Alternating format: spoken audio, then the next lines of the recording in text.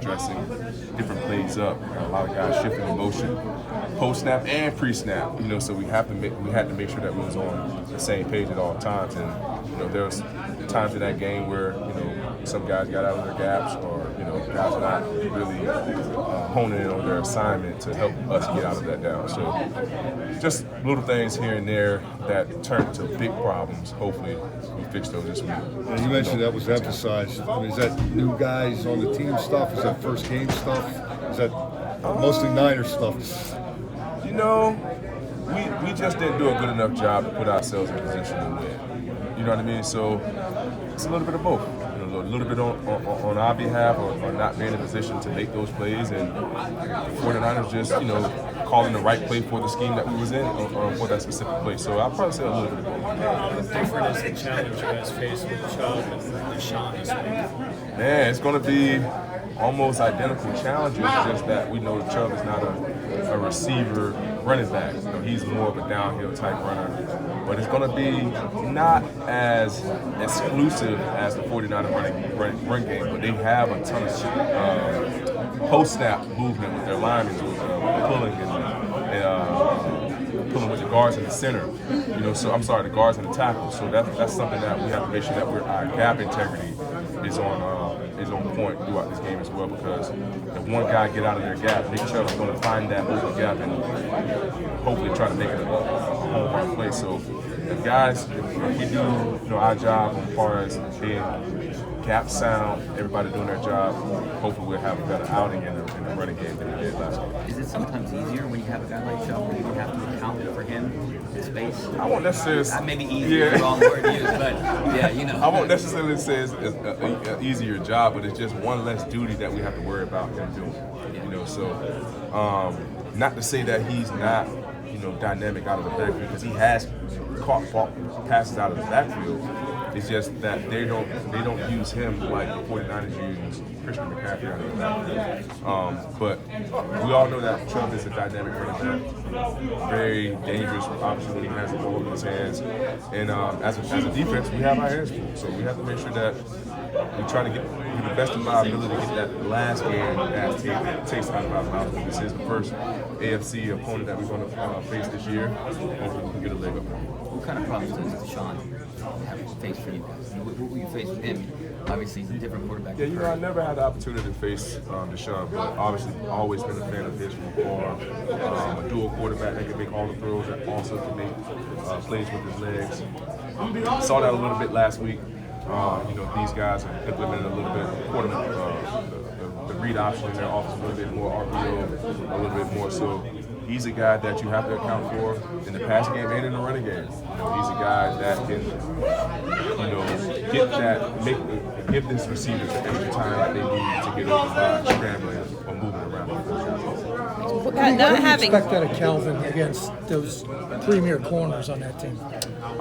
What am I expecting? Yeah, you cover him in practice. Yeah, I mean, we all know Calvin has top end speed. He can run past anybody.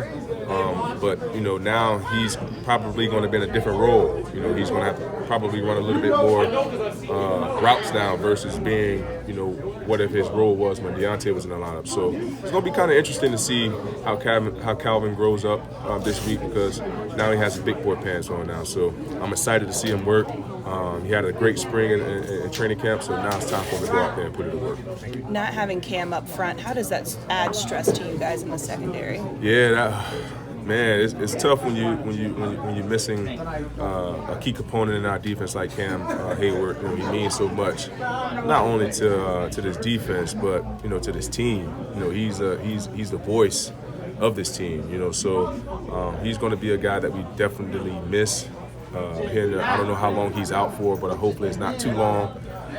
But as far as the secondary, we know Cam creates a push in the pocket to force the quarterback to either into an ill-advised throw or not having his feet set, and hopefully getting the ball into the secondary to where we can make a play on the ball. But missing Cam is going to be huge for us. But Coach does a great job of making sure that the guys behind him can do enough to pick up the slack. Say, what have you seen out of those guys that are behind him? Just early impressions. Honestly, I haven't, because today was our first day, so I have to go, when we watch film today, I'll see who they have in there now, because today, obviously, the first day of game plan, so I'm trying to get, my keys down pat and make sure my communication is up to par with my guys in the back end, but I will let you know tomorrow. Cool. I'll come find you. You guys have a variety of lineups as far as where you, Minka, and other guys line up. How do you guys keep up the speed of your communications and reading the right keys in games when you guys have that privilege? For the most part,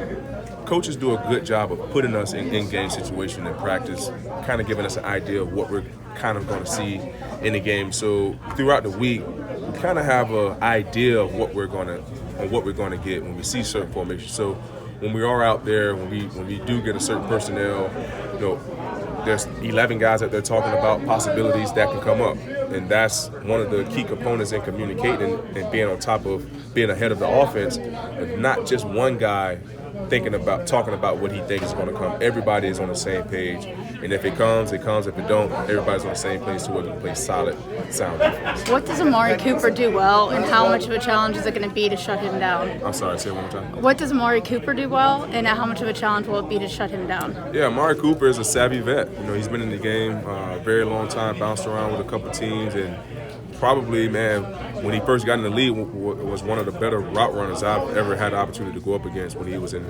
Oakland at the time, and also when he was in Dallas. So Amari is still one of those savvy vets that knows how to get open, that knows how to manipulate defensive back leverages, a red zone target.